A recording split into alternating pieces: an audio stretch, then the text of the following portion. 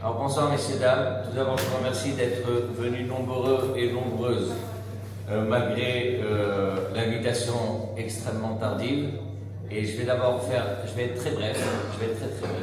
D'abord, je voudrais remercier Patricia Ederi qui est avec nous ce soir, qui vient de Paris et qui a organisé, on va dire, la tournée, si je peux me permettre le terme, et qui a très gentiment permis qu'on puisse avoir cette rencontre ce soir. Et donc, je voudrais vraiment la remercier. Merci beaucoup, Patricia. Et évidemment, remercier le consistoire et le secrétaire général du consistoire qui est là ce soir, Shmuel Orkouna, qui, malgré l'embouteillage d'événements joyeux que nous avons dans ces murs, il a quand même réussi à faire en sorte que cet événement puisse avoir lieu ce soir. Merci beaucoup, Shmuel. Et avant de parler de Sabine, je voudrais excuser Youssef Haddad, qui, vous imaginez bien, il devait prendre l'avion hier, et vu les circonstances, il a plus de vol. Donc il est coincé, on essaie, je suis pas sûr qu'on va y réussir, mais comme on vous a promis de l'avoir, donc on est encore en train d'essayer de voir si on pourrait l'avoir en vidéo. Mais compte tenu du fait qu'il est sur tous les lieux et les sites où il y a des missiles iraniens qui tombent, pour faire des reportages et pour montrer au monde ce qui se passe, et bien, surtout à cette heure-ci que je viens d'apprendre qu'il y a des tirs qui ont été faits d'Iran, donc on risque d'avoir du mal à l'avoir, mais en tout cas, on vous a promis qu'il sera là. On s'est dit avec Patricia qu'on tiendra notre promesse. Voilà. Mais, last but not least, comme disent les Américains, je pense que c'est une bonne chose de ne pas avoir Youssef ce soir, parce qu'on va pouvoir se concentrer davantage sur Madame Tassa, Sabine, qui est là avec nous. Je ne vais pas dire beaucoup de choses, parce que je pense que face à des personnes comme ça, que moi je considère comme étant des héroïnes de l'histoire juive, parfois il faut savoir rester discret et ne pas en dire trop. Donc moi je ne dirai rien. Je veux juste vous dire, et c'est une survivante du 7 octobre, j'ai juste envie de vous dire que quand quand on a traversé la ville un petit peu ensemble, Patricia m'a demandé comment ça se passait, comment on se sentait à Strasbourg. Je voulais juste vous dire que moi, le 7 octobre le matin, évidemment, comme j'avais pas de téléphone, c'était Simchat Torah, je ne savais pas ce qui se passait. Mais en marchant, puisque je suis le rabbin qui marche le plus pour aller à sa synagogue, puisque je marche 1 heure pour aller à la synagogue Lameno, donc 1 heure aller, 1 heure retour, pendant que je marchais, je croisais des gens qui me disaient « on est avec vous ». Et moi, je ne comprenais pas ce qu'on me disait. Et je n'ai rien compris. Et pas une personne, des dizaines de personnes qui me disaient « on est avec vous », des gens que je ne connaissais pas du tout. Bon. Et en arrivant à la choule, j'ai su, parce qu'il y a des gens qui étaient au courant. Et je pense qu'on n'est plus jamais les mêmes depuis cet événement. Et le seul moment, ironiquement, que les gens me refaisaient des sourires quand j'allais à la choule le Shabbat matin, c'était après l'histoire de Bitter. Ça a super bien marché. On a gagné une popularité de folie. Et un autre moment, alors là c'était vraiment très flagrant, c'est quand le rabbin d'Orléans s'est fait agresser et qu'il a rendu les coups. Le fait d'avoir rendu les coups, je crois que c'est encore mieux que de se faire agresser, si je peux me permettre. Et je pense que là, dans les Shabbats qui vont venir, j'aurai encore quelques sourires vu ce qui se passe, vu le ménage qu'on est en train de faire. Donc voilà. Donc je ne vais rien dire de plus, j'ai assez parlé, surtout que mais comme ma femme n'est pas là, alors ça va. Parce que j'ai l'instruction de ma femme d'en dire le moins possible. Donc, mais comme elle n'est pas là, j'en profite.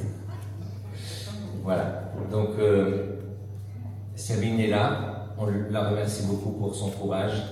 Et je vous donne la parole tout de suite. Il y a son fils qui est ici, Shai. Et Shai, on voudrait. כולם רוצים להגיד לך שלום, שי. אבל זה בסדר, תוכל לדבר. Voilà. Je vous remercie beaucoup. Merci Sabine. Merci.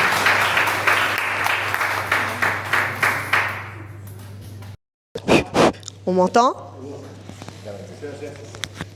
Non, ça vous gardez. Ah, ok, d'accord. Pour l'enregistrement, et ça se comprend vous entendre. Allô? Ok. Alors, comme on dit chez nous en Israël, Erev Tov, Shalom, bonsoir. Merci beaucoup d'être ici présent.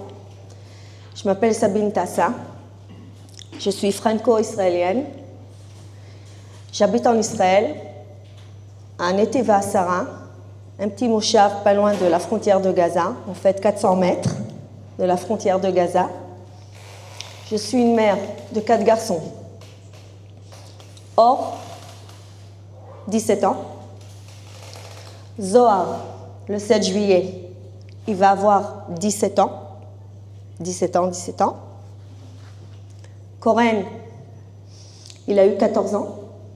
Et mon petit amour, qui est ici à côté de moi, Shai, il a 10 ans. Jusqu'au 7 octobre, j'étais mariée avec Gil Tassa, mon mari, pompier, homme de sécurité israélien. Toute sa vie, c'est ce qu'il a fait. La sécurité d'Israël, c'était sa deuxième femme. Et on a fondu une famille en Israël.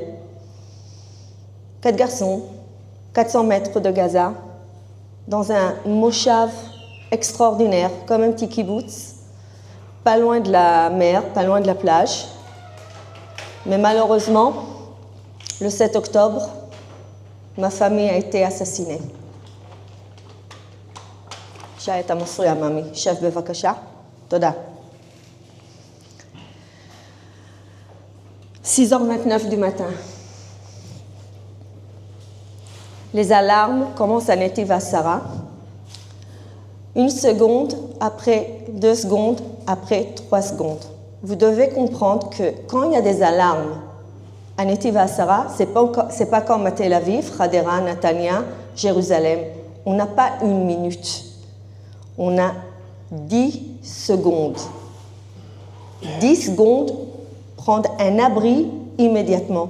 Sinon, ça peut s'exploser à chaque moment.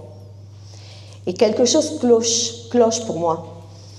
Parce que je me dis, c'est pas normal. Même pas on entend la roquette qui explose, et encore une alarme, et encore une alarme, et encore une alarme. La première des choses que je me dis, et je dis en fait à mon fils, Zohar, va fermer immédiatement les portes de la maison. Il me dit, maman, où est Or? Je dis, Or est parti à la plage. Hier soir, il m'a prévenu, il m'a dit, maman, je vais à la plage. Qu'est-ce que t'en penses?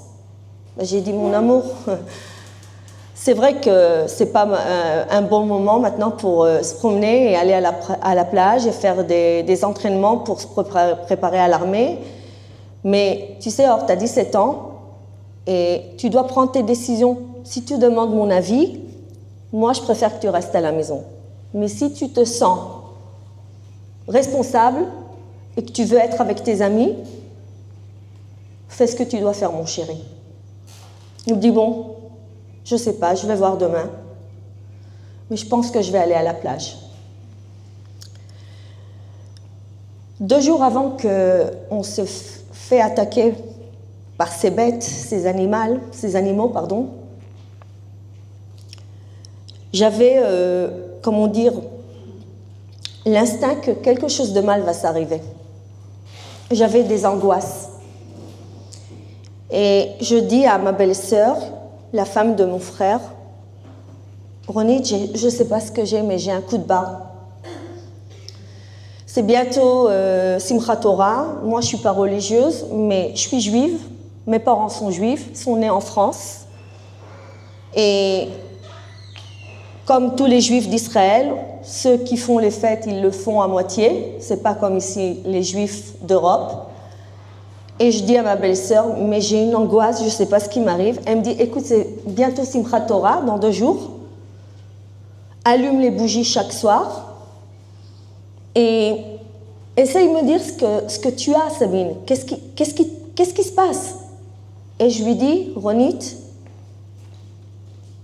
Je crois que Gil va mourir. Gil, c'est mon mari. On était séparés presque 1 an. Mon mari, il a fait une dépression. Non seulement, comme pompier, il a vu des horreurs, et tous les bombes et toutes les attaques qu'il y avait à Sderot et à Otef Gaza, imaginez ce qu'il a vu devant lui. Mais 1 an et demi avant l'attaque, sa mère est morte d'un accident de voiture. Et moi, j'ai dit, ok Sabine, laisse-lui son temps, laisse-le réfléchir, mais je ne lui donne pas le divorce. Il peut faire des va-et-vient, je ne lui donne pas le divorce. Je lui dis, fais ce que tu dois faire, mais moi, je ne te donne pas le divorce. Donc, on a décidé de se séparer et voir si ça va marcher, si ça ne va pas marcher. Mais on avait un accord entre nous. Peu importe ce qui arrive, quand il y a du danger et quand il y a des attaques, à Netiva Asara, on a un code rouge. Ça veut dire que si je reçois un SMS à 3h du matin par Gil, prends tes valises et sors immédiatement de la maison, je ne demande pas de questions, je le fais. Et je dis à ma belle-sœur, je ne sais pas pourquoi, mais je sens qu'il y a quelque chose de mal qui va arriver avec Gil. Je pense que Gil va mourir. Elle me dit, mais t'es pas normal, Sabine, qu'est-ce qui t'arrive? Je dis, écoute, Ronit, je ne sais pas pourquoi, mais je sens que Gil ne va pas rester encore longtemps vivant. Elle me dit, envoie-lui un message. Je lui dis, n'importe quoi, je ne lui envoie pas de message. Non, je ne veux pas lui adresser la parole, je suis en colère, je ne lui envoie pas de message. Elle me dit, Sabine, c'est la veille de Simchat Torah, et ma belle-sœur, elle est religieuse. Écoute ce que je te dis, allume 2 bougies, envoie-lui un message, et dis-lui que tu lui pardonnes et que tu l'aimeras toute ta vie, et dis-lui exactement ce que tu sens. Je dis, ok, si Ronette, elle me dit, elle sait ce qu'elle dit. J'envoie un message à Gil. Je lui dis, Gil, j'espère que tu vas bien. Écoutez, je ne lui ai pas adressé la parole pendant 1 an. J'étais tellement en colère, tellement vexée, que mon meilleur ami, l'homme de ma vie, a pris un jour une décision qu'il veut se divorcer. Je ne savais même pas pourquoi, mais je savais qu'il était en pleine dépression. Et je lui dis, Gil, peu importe ce qui arrive, je veux que tu saches que je t'aime, je t'aimerai toute ma vie et je te pardonne. Vous ne savez pas comment il a réagi, comme un petit garçon qui a reçu son bonbon. Tu ne peux pas imaginer, Sabine, combien de temps j'ai attendu ce message.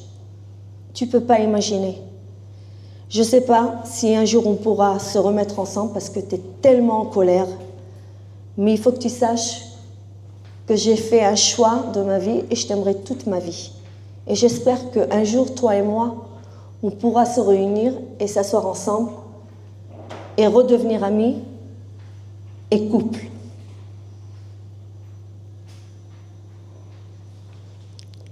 « 24 heures plus tard, Gil n'est plus en vie. Le 7 octobre, Netiva Asara, 4 terroristes rentrent au Moshav par parachute. J'habite à Netiva Asara de 2001. Je suis née en France, j'ai grandi à Paris, je suis née à Paris, j'ai grandi à Neuilly-sur-Seine. Ma mère, qui est juive, et mon père, qui est juif, décide, ma mère, un jour, en 1991, de quitter sa famille, quitter la France et monter immédiatement par la Sornout juive en Israël. Tous ses frères et sœurs, et sa famille, et ses parents, et mon père, et mes grands-parents la traitent de folle. Il y a une chose que ma mère me disait depuis que j'étais toute petite. La France va être détruite. C'est une question de temps. Hors de question que je vous laisse ici, hors de question qu'on reste ici. Peu importe qui arrive, on monte en Israël. Mais je lui dis, mais c'est quoi Israël? Elle me dit, Sabine, c'est ton pays. Je monte à l'âge de 14 ans avec ma mère et mon frère, j'ai un frère unique. On arrive à Ashkelon et je sais que Ashkelon, c'est une ville qui est à 14 km de Gaza. Je vous parle de 1991. J'avais 14 ans, même pas, 13 ans. Et je dis à ma mère, mais maman, toutes les villes qu'il y a en Israël, tu as cherché une ville qui est proche de Gaza? Mais qu'est-ce qui t'arrive? Ils vont nous attaquer. Ils vont nous attaquer un jour, ils vont nous tuer. Mais ma mère me dit, mais non Sabine, il y a l'armée à Gaza, t'as rien à craindre. Comme si que depuis que j'étais toute petite, je savais que ce cauchemar allait se réaliser. Les années passent, je fais mon service militaire, je fais mes études à Tel Aviv et je commence à sortir avec mon mari, on se marie et on décide de rester à Netiv HaSara. Netiv HaSara, c'est un moshav qui a été évacué du Sinaï en 1982. Donc, la première des choses qu'il me demande, mon mari, Sabine, c'est bon si on reste ici et qu'on construit notre foyer ici à Netiv HaSara, tu sais, c'est pas loin de Gaza. Je dis, mais bien sûr. Les années passent, 4 garçons, une famille normale, et tous les 2 ans, chaque an, on a une attaque, et encore une attaque, et encore une attaque, et encore une attaque. Mais de chaque année, on voit de plus en plus de force du côté de Hamas. Si c'était au début une toute petite roquette, après 10 ans, c'était un cornet qui peut détruire 4, 5, 6, 7 maisons. Exemple,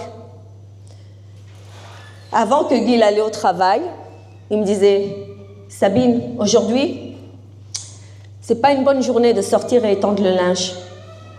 J'ai un grand jardin et ma maison, elle est face à Gaza.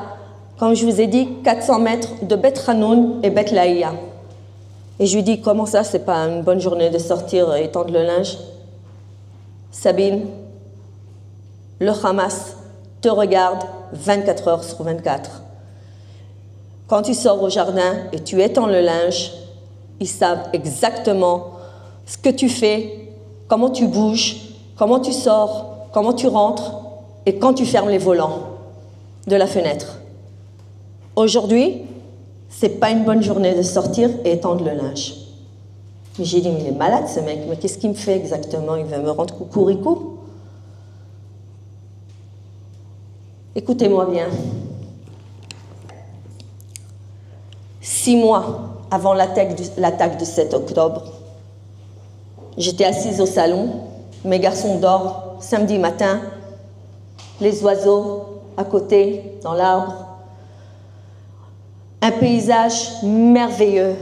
Netiv HaSara, c'est un endroit tellement beau. Vraiment, c'est le paradis. On disait 99% paradis et 1% l'enfer.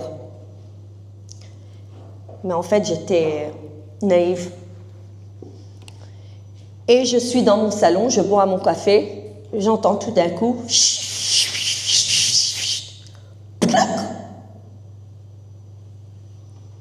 Je sors la tête par le jardin et je vois devant moi un Hamasnik face à moi, juste devant le mur, qui tire directement des balles d'avion direct à ma maison. Écoutez-moi bien. J'appelle les forces militaires et je leur dis, écoutez, on m'a tiré des balles dans ma maison. Sabine ne dit rien, ni aux journalistes, ni à la télé, ni à la radio. Sabine, de maman, sheket, silence. Je dis, mais pourquoi?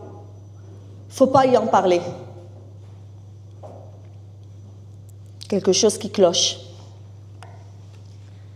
Bien avant que moi et Guillaume se séparent, il décide de me mettre à la maison des éléments électriques intelligents. Ça veut dire, suffit que je fais 1, 2, 3, tout s'éteint.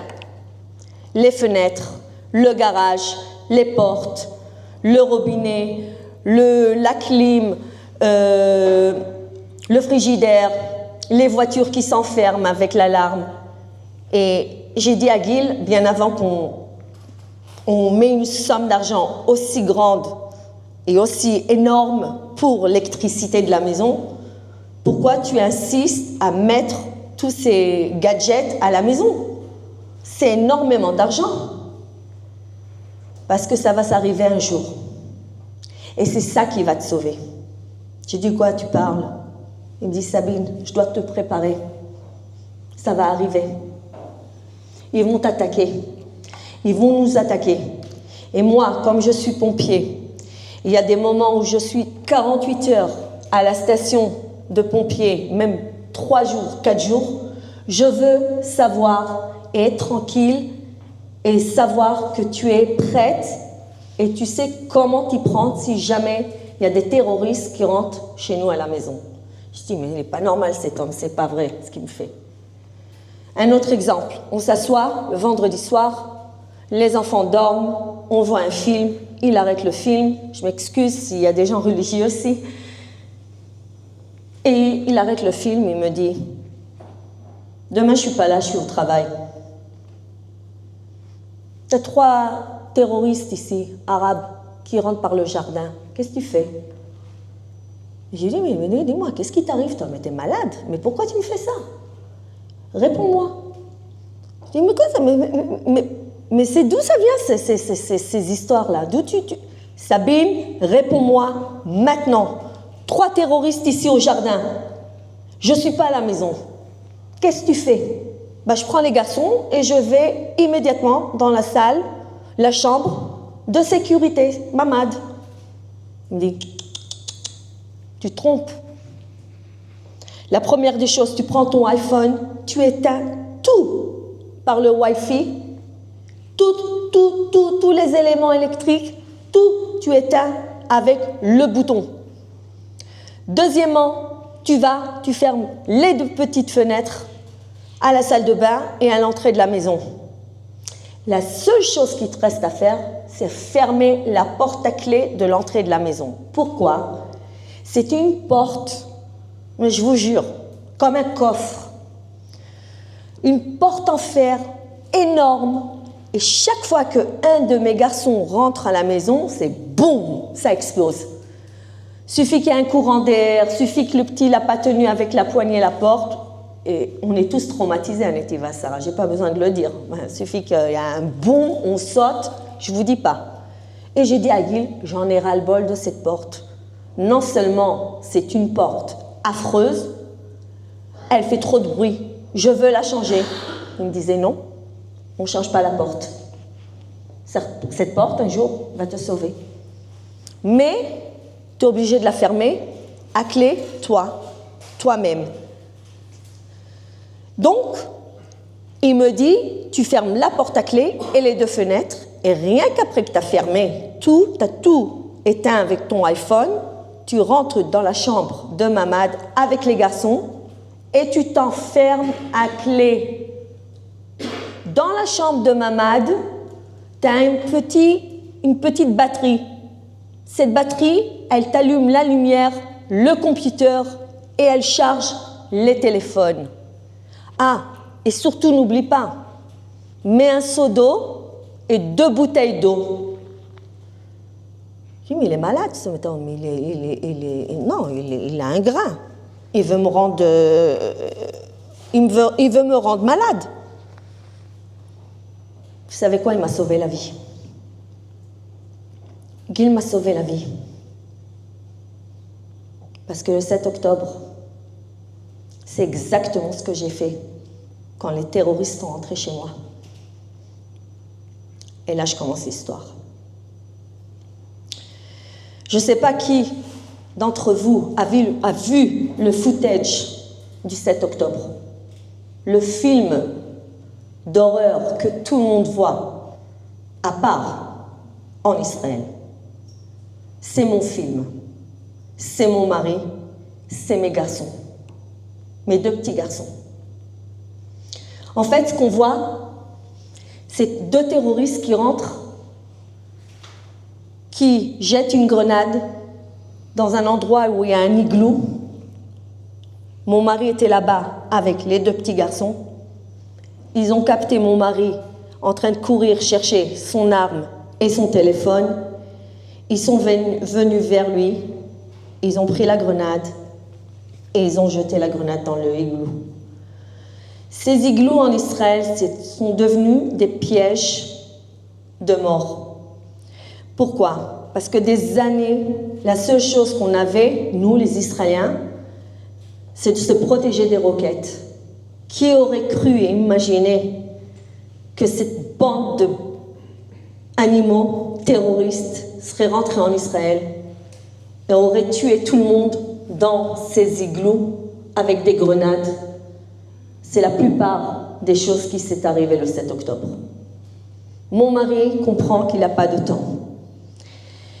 La grenade, il essaye de la pousser avec son arme.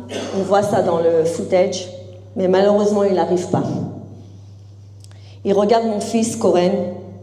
Shai est à moitié endormi et il lui dit « Koren, je t'aime.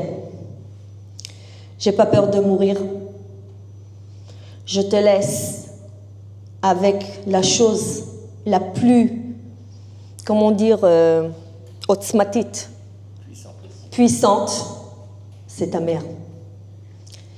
Mais toi et ton frère, vous restez ensemble et réunis. Et dès que tu as un moyen et une chance, tu cours le plus vite possible chez ta mère. Et j'ai pas peur de mourir. » Il prend la grenade et il la pose sur son ventre et il explose. C'est ce que tout le monde, en fait, voit dans le monde. La raison que je ne donne pas l'accord de faire montrer ce footage en Israël, et à vous, les personnes qui sont assises ici, c'est parce que j'ai 3 garçons que je dois guérir. Si jamais ça arrive sur Internet, YouTube, Instagram, je ne pourrai pas guérir mes enfants. Mais je vous promets, et je vous donne ma parole, que quand je fais des conférences vers les pro-palestiniens et les antisémitismes, je le fais montrer à tout le monde. Vous pouvez être sûr. À tout le monde. Et d'ailleurs, je vais le faire demain. Ils ne savent pas ce qu'ils leur attendent. Maintenant, mon garçon, mes 2 petits garçons sont blessés, gravement blessés. Ils se font kidnapper par les 2 terroristes pendant 25 minutes. En fait, c'est les photos qu'on voit qui boit le coca, il ouvre le frigo, il boit le coca, et puis il fait ce qu'il veut, c'est abruti. On ne voit pas, mais il tabasse mon fils, Koren, parce que Shai est gravement blessé. Et Koren sort son téléphone et commence à faire avec les 2 terroristes en arabe Google Translate. Ça veut dire qu'il commence à avoir une conversation, un dialogue en arabe avec son téléphone, avec les terroristes. Et ce qu'il dit aux terroristes, c'est « Ne tuez pas ma mère » parce qu'ils n'arrêtaient pas de demander « Où est ta mère ?» Et mon fils leur dit « Ne tuez pas ma mère. Je veux mon père. Je veux voir mon père. » Et le terroriste lui dit « Rentre. » Et Koren lui dit « Tue-moi. Tue-moi. » Et là, c'est la scène que tout le monde explose dans le monde. On voit mon fils qui dit en hébreu, et il s'écroule par terre « Lama nichai » Pourquoi je suis en vie? Pourquoi je suis en vie? Mais il arrive à faire une chose. Il arrive à convaincre les 2 terroristes de ne pas le tuer, pas tuer le petit et de ne pas me tuer. Après 25 minutes, les terroristes laisse tomber mes garçons, les enferme dans la maison et ils viennent vers moi. Mais pendant 1 heure, ils essayent d'ouvrir la porte, ils essayent d'ouvrir la fenêtre, ils essayent d'ouvrir les volants, ils essayent de, avec des comment dire, comment on dit Magdera? Une perceuse. Ils n'arrivent pas. À la fin, je dis à mon fils Zohar, qui est avec moi dans la chambre, on n'a pas d'électricité, on n'a pas d'air, on n'a pas d'acclim, on n'a rien. Je ne peux même pas contacter les personnes en dehors de la chambre parce que j'avais une attaque de cyber. Je ne savais pas que c'était une attaque de cyber.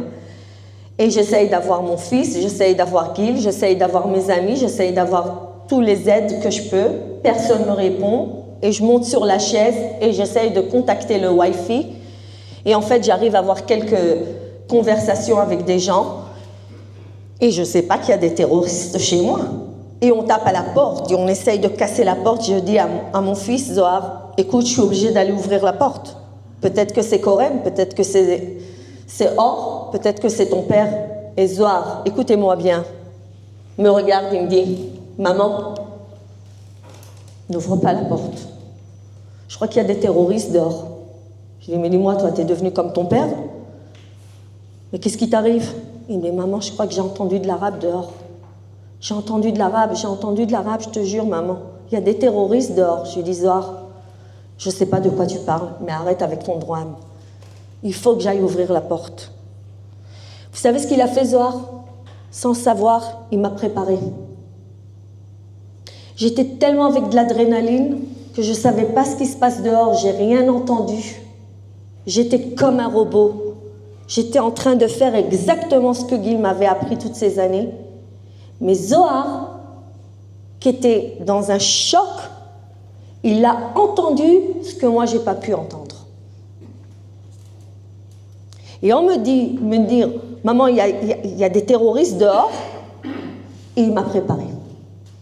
J'ouvre la porte, le grand cadenas que j'avais dans la chambre de sécurité, je vais vers la porte. Maintenant, je vais vous dire une chose à vous, monsieur Mendel. Ma mère, elle a fait sa Chazara B'Tchouva il y a 15 ans. Depuis que ma mère, elle a fait sa Chazara B'Tchouva, je suis en colère. Parce que la religion a pris ma mère. C'est plus la même femme.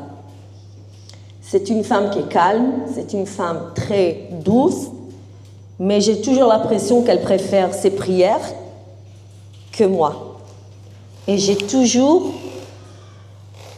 de la colère quand je la vois. La veille, écoutez-moi bien, pas la veille, 2 jours avant l'attaque, ma mère était chez moi, elle a passé le Shabbat chez moi. Et comme d'habitude, elle me met des petits livres et des petits séphers de Kabbalah, de Zohar, partout à la maison.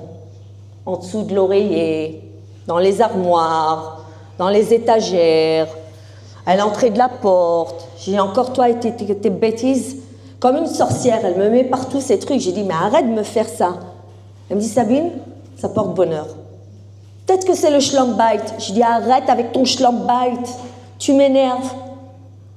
2 jours avant, elle me met un petit livre de Zohar, la Kabbalah, juste en dessous de la porte. Écoutez-moi bien.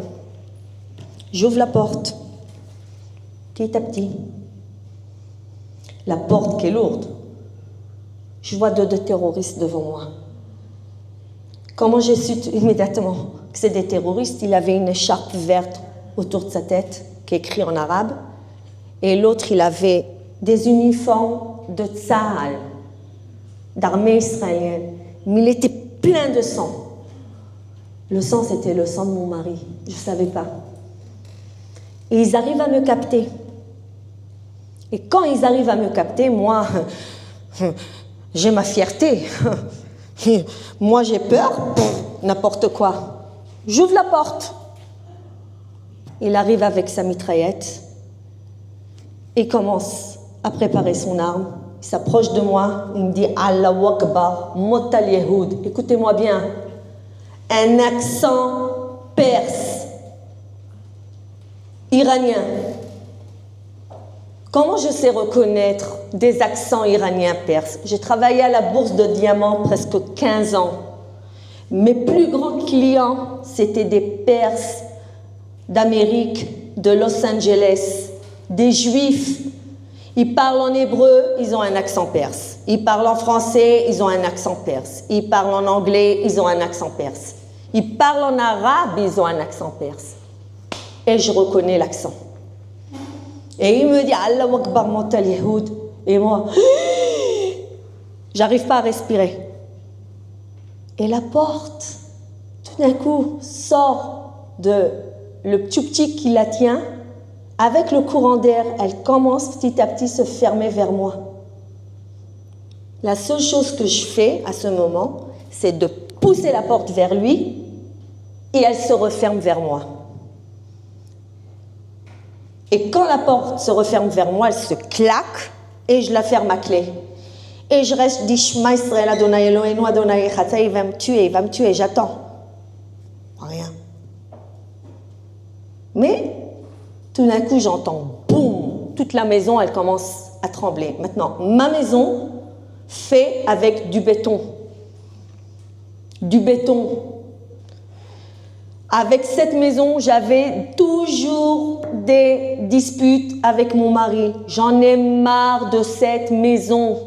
Je veux plus de ce béton. C'est de l'humidité.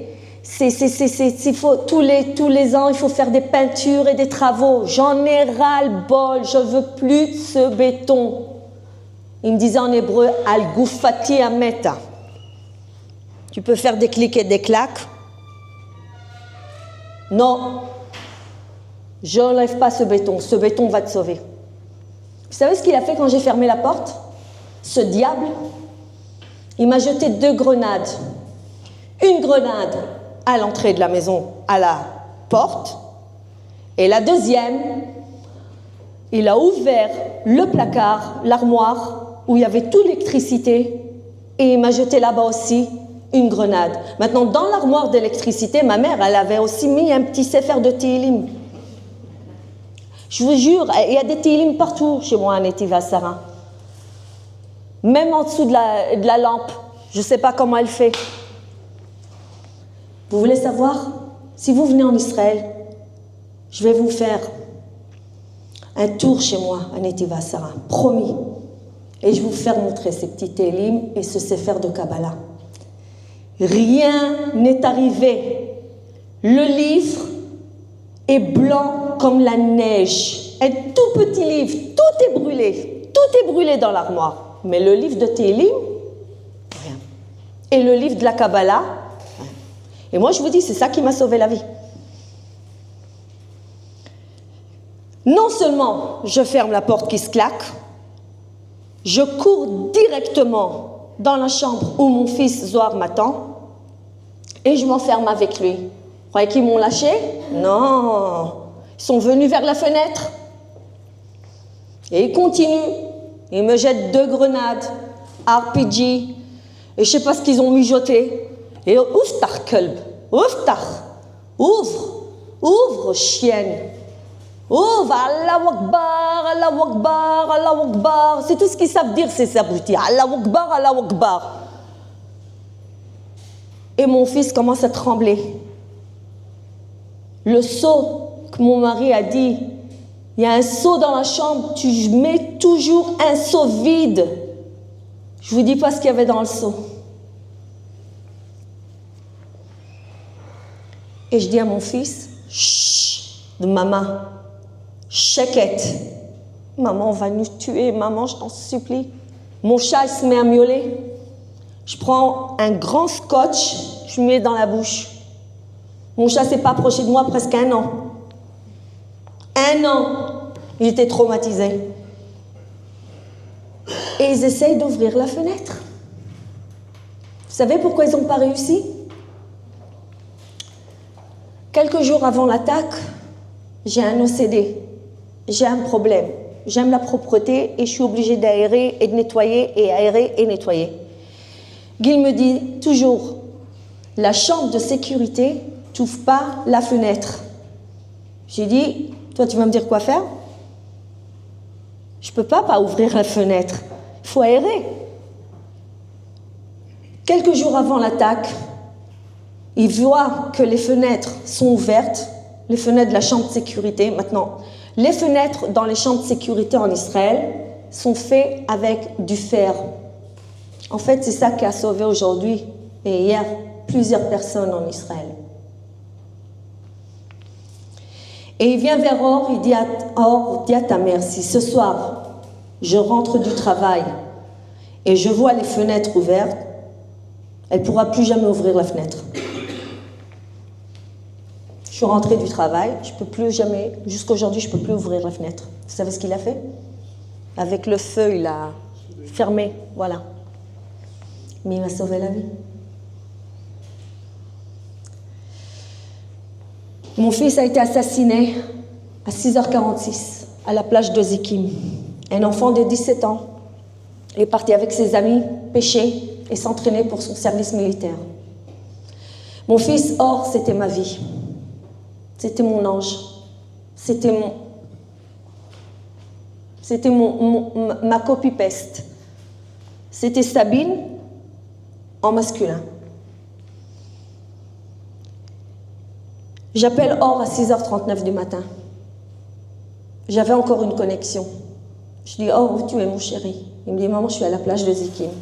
Je dis, Or, qu'est-ce qui se passe? Raconte-moi. Il me dit, maman, ils n'arrêtent pas de tirer. Il y a plein de grenades, il y a plein d'attaques, de roquettes. Je ne sais pas ce qui se passe exactement, mais t'inquiète pas, maman. Je suis dans un abri avec 2 soldats. Je dis, quel abri? Il me dit, je suis dans l'abri, je suis dans un mamad, je suis dans un abri. Je dis, oh, promets-moi que dès que Dieu nous en préserve, tu es en danger, tu t'allonges immédiatement par terre et tu attends que les roquettes passent au-dessus de ta tête. T'inquiète pas, maman, ne te fais pas de mauvais sang, tu me connais. 5 minutes plus tard, mon fils n'était plus en vie. Les terroristes, Hamasnikim, sont sortis de la plage avec 7 canots et en nageant. Le commando israélien était choqué quand il a vu ces terroristes sortir de la plage. Ils sont sortis avec des armes et malheureusement, dès qu'ils ont vu 2 soldats, c'était un piège. Ils ont couru immédiatement vers les soldats et en fait, ils ont tiré partout dans la plage. Ils ont tué tout ce qu'ils ont vu. Des chiens, des gens, des pêcheurs, des Chinois qui sont venus le matin pêcher. Tout ce qu'il y a dans la plage, tout ce qu'on peut massacrer, on massacre. Ils arrivent où il y a les toilettes. La plupart des citoyens qui étaient dans les toilettes de Zikim, c'était des enfants. Des enfants de 16 ans, 17 ans, 18 ans. Et il commence par mon fils. On lui tire 6 balles dans la tête, en live, par Instagram et Facebook. Vous devez comprendre, pendant que mon fils a été assassiné, et que c'était en live, en direct, sur Internet, ma famille en France, à Paris, ont tout de suite reconnu mon fils. Ma famille, mes tantes, mes cousins et les sœurs de ma mère. Mais c'est Or. C'est Or. Et moi, je suis en Israël, chez moi, à Netiv HaSara, je ne savais pas que mon fils a été assassiné. C'est les bêtes, ces bêtes-là ont tout filmé en direct. Et le monde est encore en train de nous accuser. Écoutez-moi bien, moi, j'arrive pas à accepter ça. J'arrive pas à accepter cette chose, je m'excuse. Je ne peux pas accepter cette accuse et cette haine contre le peuple juif et Israël.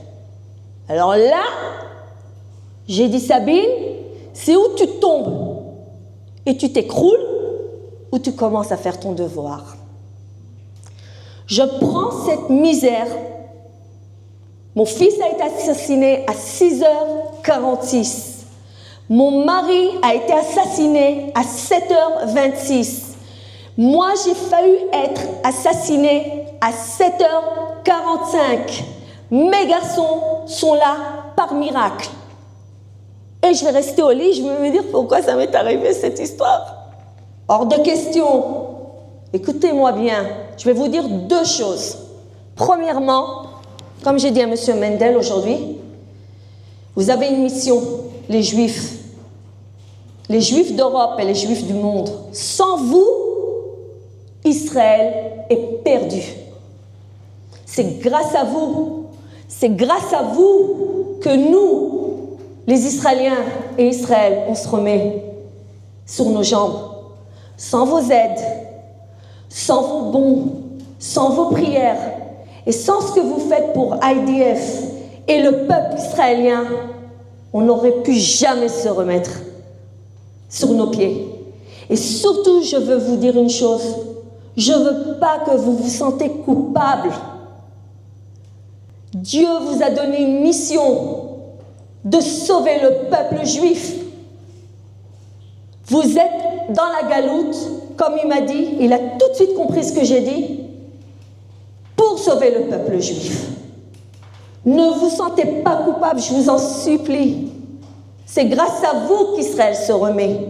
C'est grâce à vous que je suis ici. C'est grâce à vous que j'arrive à parler et à guérir. Et je vous remercie. Peu importe que vous soyez religieux, pas religieux, moitié juif, chrétien, peu importe ce que vous faites pour Israël, c'est un miracle. Et je vous dis merci. Merci, merci, merci. La deuxième chose, on va sauver le monde. Ah oui, oui, oui, oui. Vous avez vu ce qu'on leur a fait? C'est rien que le début. On va sauver le monde. On va les détruire. Mais avec la tête. Pas avec la violence. Vous savez, il y a beaucoup de gens qui ont survécu l'Holocauste, ils viennent me dire « Mais Sabine, pourquoi Israël ne fait pas montrer ce qui s'est passé le 7 octobre? Pourquoi ?» Je leur dis « Parce que nous, les Juifs, on a des respects pour les morts. Un mort, on lui donne le kavod et le respect. On ne fait pas montrer ces photos terribles. Mais on a le pouvoir et la tête de se venger très intelligemment. Et vous allez voir, c'est rien que le début ce qui se passe là. Ah, je ne vous ai pas dit, mais je suis bloquée, ça va faire presque une semaine en Europe. Je ne peux pas rentrer en Israël. Je suis venue hier d'Italie grâce à Patricia, cet ange-là, cette femme adorable, qui dès le début qu'elle m'a vue, elle m'a dit, cette femme, il faut que tout le monde l'entende. Et c'est grâce à elle que je suis ici. Parce que j'aurais pu dire, bon, je suis coincée maintenant en Italie, je ne peux plus retourner en Israël. On est venu d'Amérique, de Miami, on était 2 heures de vol d'Israël. Le pilote nous annonce, écoutez, il y a eu quelque chose, on ne peut pas atterrir en Israël, on atterrit en Italie. Quoi? Et ça fait une semaine qu'on est bloqué. Mais moi, je dis, si c'est le prix que je dois payer pour sauver Israël, je peux rester encore ici 3 ans.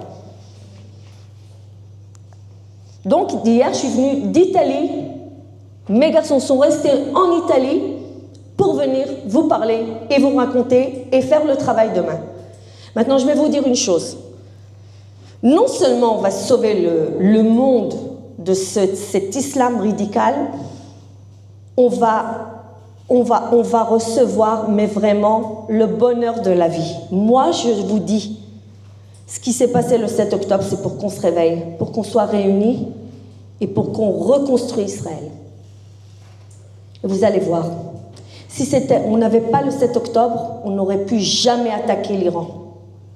On n'aurait pu jamais effacer ce qu'on a fait en 2 jours et demi. Écoutez ce qu'on a fait pendant ces 2 jours, même en Russie, ils n'arrivent pas à réaliser. Un travail de 3 ans et demi que les Russes n'ont pas réussi à faire, on l'a fait en 2 jours.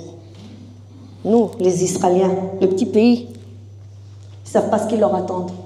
Vous allez voir. Et c'est grâce à vous. C'est grâce à vous. Ne soyez pas tristes. Et ne soyez pas dans la misère. Moi, je veux croire, et je ne suis pas une femme religieuse, mais mon mari et mon fils sont partis là-haut parce qu'ils sont des anges pour sauver Israël. Et si c'est le prix que je dois payer, je le paye. Et vous voyez mon petit garçon? Il a perdu la vue. Il a un œil seulement. L'autre œil a été touché et malheureusement, il est resté aveugle d'un œil. Mais j'ai réussi à lui sauver l'œil. Mais ce petit garçon, Patricia l'a vu aujourd'hui, c'est un enfant heureux et qui croit en vie et qui croit à l'avenir. Et ce petit garçon, ça va être un soldat un jour qui va se battre pour continuer à sauver Israël. Et vous, tant que vous avez la force et les moyens et le courage de continuer à donner vos aides pour Israël, vous êtes des anges. Vous êtes des anges. Et je vous remercie tellement. Mais ce n'est pas rien que les Juifs de France. C'est les Juifs d'Amérique et de toute l'Europe.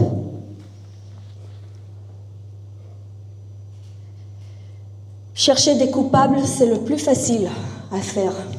Personne n'est coupable. C'est une leçon qu'on a reçue et on va se remettre. Je vous le promets. Et demain, quand je suis au Parlement, je vous préviens et je vous promets de parler pour tous les Juifs du monde, ceux qui ont survécu l'Holocauste, ceux qui ont survécu le 7 octobre, ceux qui ont perdu leurs neveux, leurs enfants, leurs familles plus proches. Je vous le promets. Et je vais leur faire montrer demain des choses. Même s'ils vont continuer à nous traiter de barbares et de tueurs, ils ne pourront pas à me demander des questions sans avoir une réponse. Et je vous dis en hébreu, Toda Rabba. Merci beaucoup.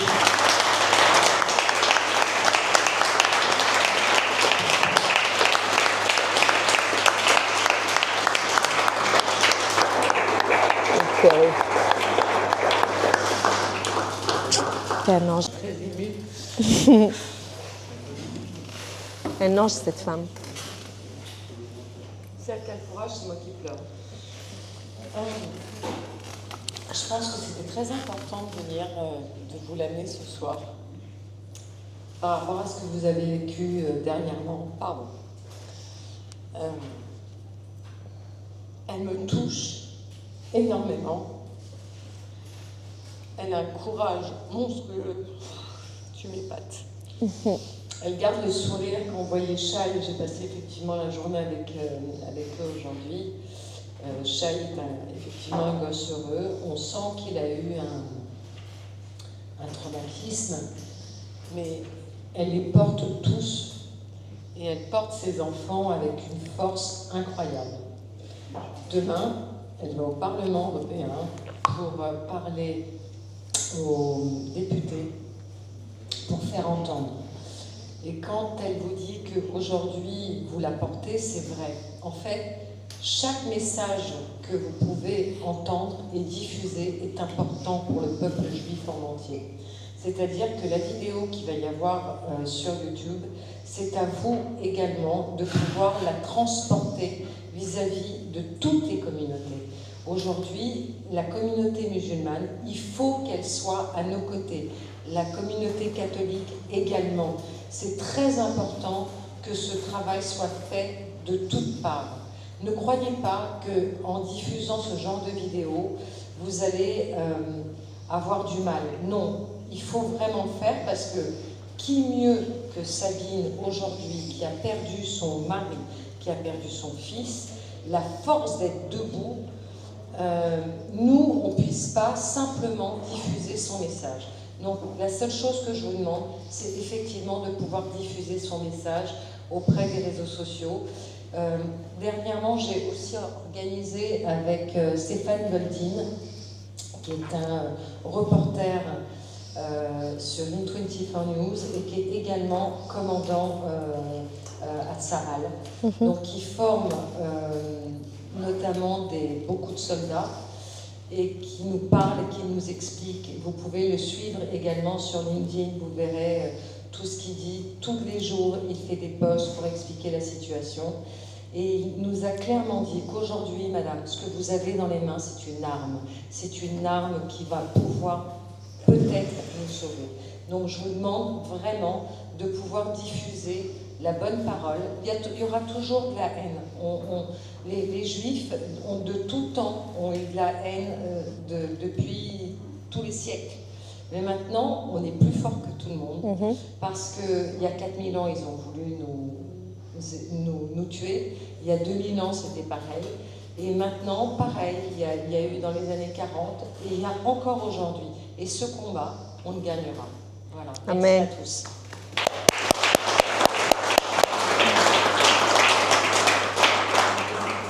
Bon, merci beaucoup pour ce témoignage poignant.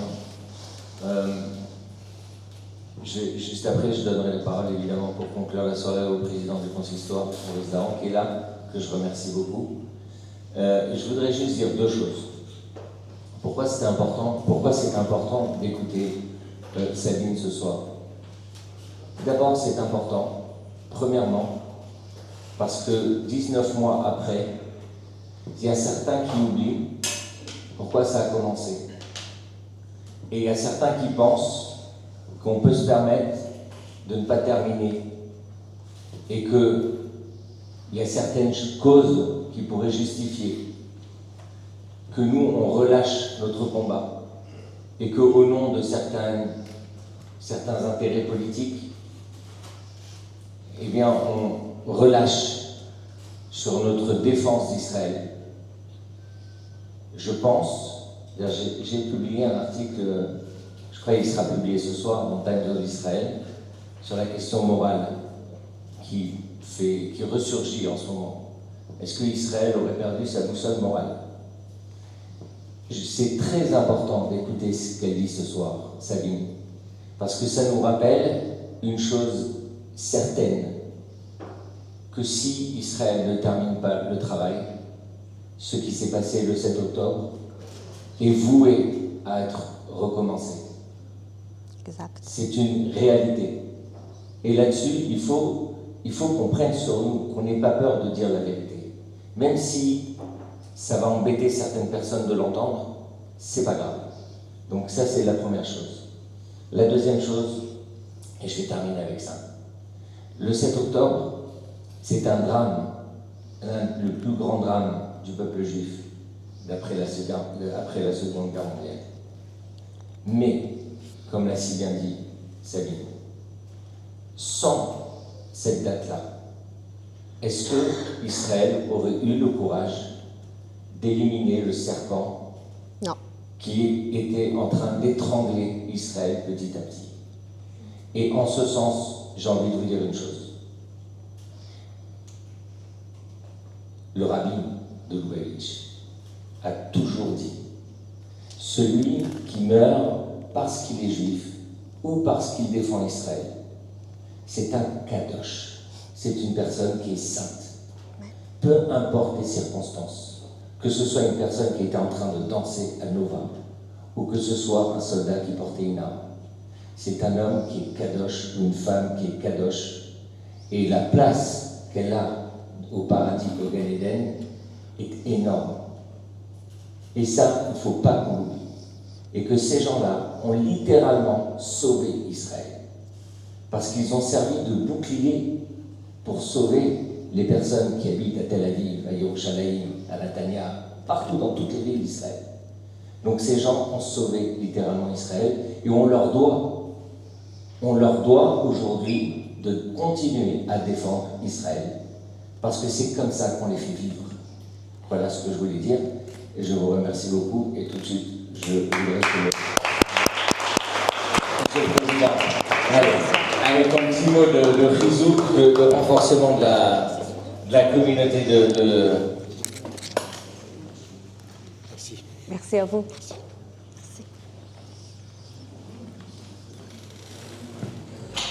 J'adore quand on me demande de parler dans ce genre de situation. Sabine, je ne vous connaissais pas avant. Je suis arrivé un peu en retard après le début de votre témoignage. Et j'ai vu que vous portez en vous une force, une énergie. Et je comprends un peu pourquoi nos rabbins nous ont dit « Netzach Israël, lo yishaker ». J'étais assis à côté de Shai. J'ai compris pendant que vous parliez de lui que c'était votre fils. Et vous avez un beau cadeau, madame. Merci. Et je vous souhaite de pouvoir le voir grandir Amen. très longtemps et qu'il vous apporte beaucoup, beaucoup de bonheur et de joie. Amen. Un petit témoignage, parce que de retour d'Israël, comme beaucoup d'entre vous certainement, nous avons fait, ma femme et moi, une journée entière dans le sud d'Israël. Nous avons été voir le cimetière des voitures, pas de Nova seulement, mais depuis Beersheba jusqu'à presque Ashkelon, toutes ces voitures qui ont été réunies là-bas. Et quand vous preniez un QR code, vous lisiez que cette voiture, on se demande si on va la laisser exposer ou si on va l'enterrer parce qu'il y a peut-être des restes humains et que par conséquent, on ne peut pas la laisser exposer. Il faut l'enterrer comme on aurait enterré un homme ou une femme décédée. Et Dieu sait que, au mieux, il doit y avoir des taches de sang ou peut-être des restes de peau. Mais que ça montre toute la grandeur du peuple juif et d'Israël. Nous avons suivi après tout un groupe et nous avons été faire un barbecue à des soldats. C'est un souvenir que j'aurais beaucoup de mal à oublier.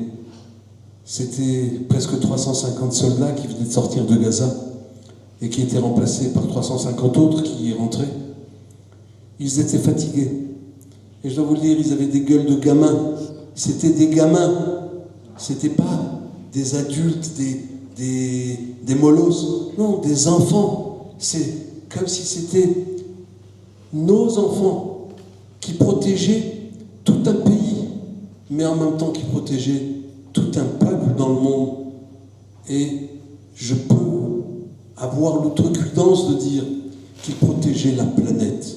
Parce que ce qu'ils faisaient là, c'était une préparation à la protection de notre monde, celui dans lequel nous vivons. J'ai eu samedi soir, après Shabbat, un témoignage de mon frère qui habite à Tel Aviv et qui m'a envoyé une vidéo qu'il avait récupérée sur Instagram, une vidéo d'un endroit dans lequel il était vendredi soir pour prier. Tenez-vous bien, c'était au 4e sous-sol du parking du Dizengoff Center. Et vous savez pourquoi? Parce qu'il ne pouvait pas prier dans les synagogues à cause des alertes. Mais si vous visionnez cette vidéo et vous voyez tous ces gens qui chantaient, qui dansaient, qui priaient avec